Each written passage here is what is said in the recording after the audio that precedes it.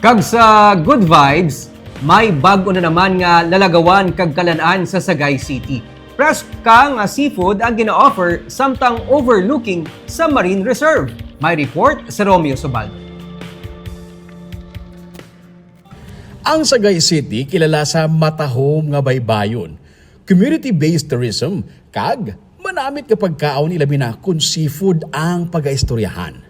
Kag subong, may bago na naman yung kaladtuan sa Sagay ang mga mahilig mag-food trip ilabi na mahilig sa seafood. Halin sa mga isda, lukos, pasayan, shells, kasag, kahag madamo pa. Gina-enjoy mo ang paborito mong seafood samtang gina-enjoy mo man ang matahom nga views ang Sagay Marine Reserve sa may Vito Port sa Sagay City. Ginbuksan na sa publiko ang palapala sa Vito sa sulod mismo sang Vito Visitor Center.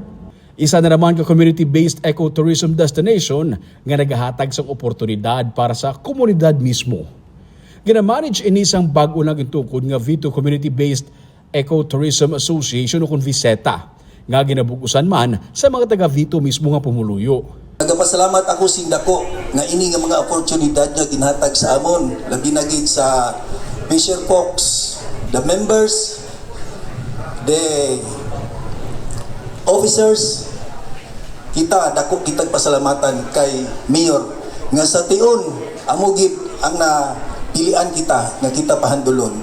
Pala-pala ang style sang kanan-an diri. But silingon, mapili ka sang preska nga seafood nga luyag mo kanon. Ipakilo mo, kag ipaluto sa kun ano nga klase sang luto ang gusto mo. Sugba, tinola, adobo, name it kay silang bahala. Kag gina-practice diri ang slow food principle, matinlo, kag wala nagagamit sang artificial flavoring. Kag bawal man sa sini nga establishment ang single-use plastic.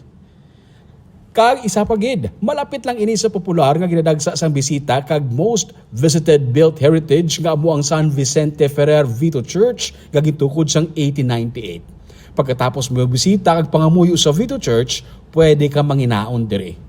Sa nagligad lang nga semana, ginpatigayon ang blessing kag inauguration sini upod ang mga opisyalis sang syudad kag karon handa na sa pagbaton sang bisita. Kabahin ini sang isa ka dekada nga development project para sa Sustainable Tourism Master Plan. Romeo Subaldo para sa Digicast Negros.